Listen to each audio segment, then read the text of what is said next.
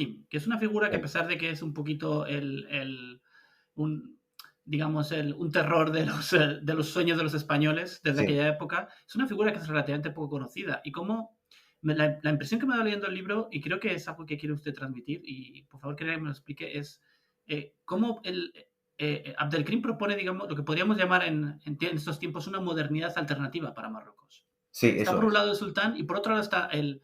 Uno se queda pensando, ¿qué habría pasado si España llega a un acuerdo con Abdelkrim y Abdelkrim se convierte en un polo de poder alternativo a lo que es ahora la monarquía de Marruecos, que sabemos que no ha sido extremadamente exitosa para el desarrollo del país, ¿no? Creo un poco que me comente esta figura.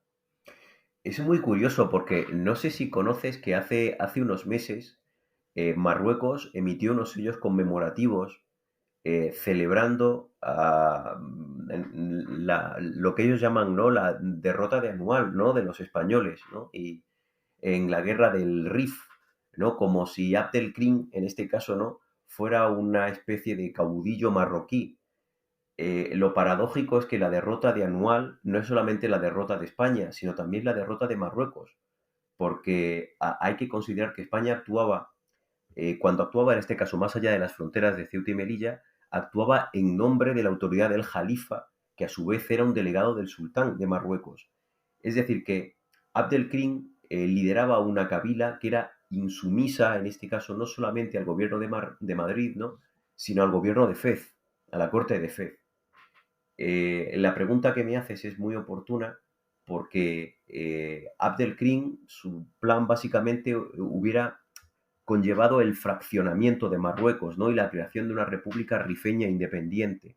Es verdad que hubiera sido absolutamente implanteable, ¿no?, porque el tratado que España firma con Francia reconoce la integridad de Marruecos, ¿no? Marruecos tiene que ser como Estado, ¿no?, independiente, en este caso conservado íntegramente. Y por tanto, España no tenía capacidad jurídica, en este caso, de pactar con Abdelkrim, ¿no?, el nacimiento de una nueva soberanía que se hubiera articulado de forma, en este caso, de forma separada, ¿no?, secesionada de la autoridad del sultán de Marruecos.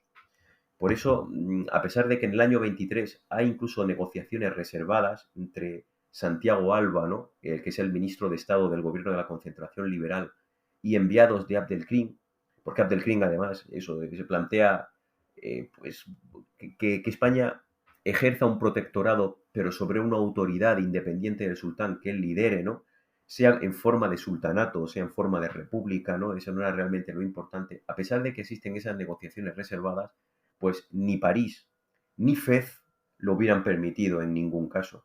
Con lo cual, es verdad que incluso en Madrid, ¿no?, cuando Alba llega a plantear la posibilidad a sus compañeros de gobierno, ¿no?, de reconocer una jurisdicción independiente para Abdelkrim, tanto el presidente del gobierno como el resto de los ministros se va a oponer, ¿no? No hubiera sido aceptado internacionalmente y sobre todo no hubiera sido aceptado por Francia.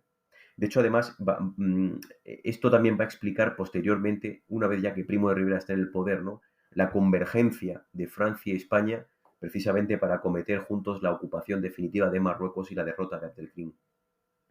Ujú. Y antes habló usted sobre los junteros.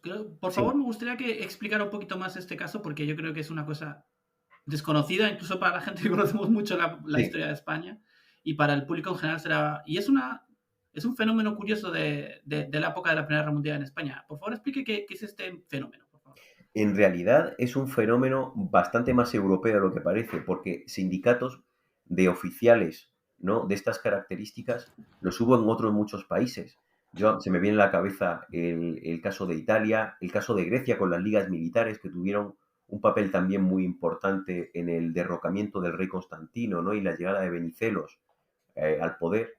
Hasta en Suiza hubo un sindicato militar parecido también en la Gran Guerra, ¿no?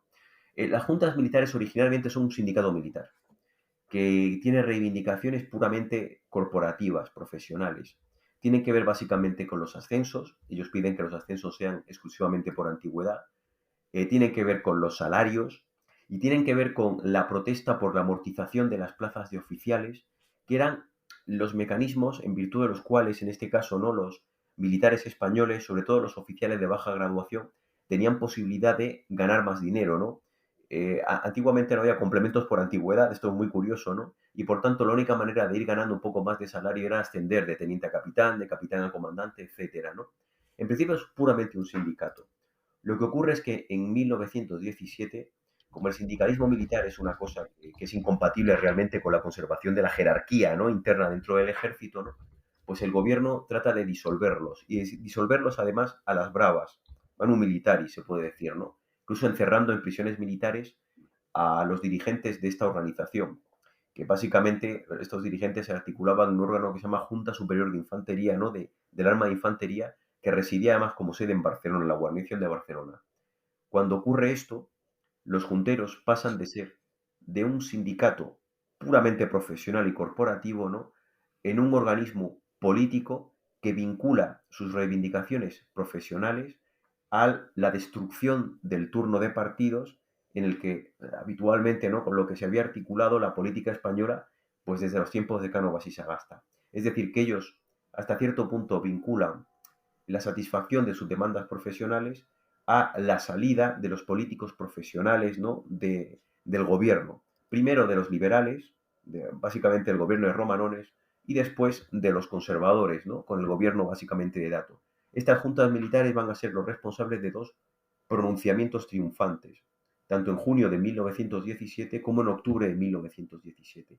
Y precisamente van a ser el agente que explique la apertura, ¿no?, de esa coyuntura revolucionaria que posteriormente, muy poquitas semanas después, ¿no?, se va a articular con lo que se llamará la Asamblea de Parlamentarios, que es una especie de versión española de la Duma rusa, ¿no?, de la Revolución de febrero de 1917, y posteriormente también facilitará, en este caso, la huelga revolucionaria de agosto de 1917, ¿no?, que es un movimiento articulado por socialistas y anarcosindicalistas que tiene como finalidad última la proclamación de la República y que estalla porque sus dirigentes piensan que con la rebelión de las juntas militares los gobiernos constitucionales carecen, ¿no?, de fuerzas, sobre todo de fuerzas militares, para sofocar una posible rebelión. Fallaron en sus previsiones, evidentemente, ¿no?, porque la fuerza pública finalmente se alinea con el gobierno, ¿no?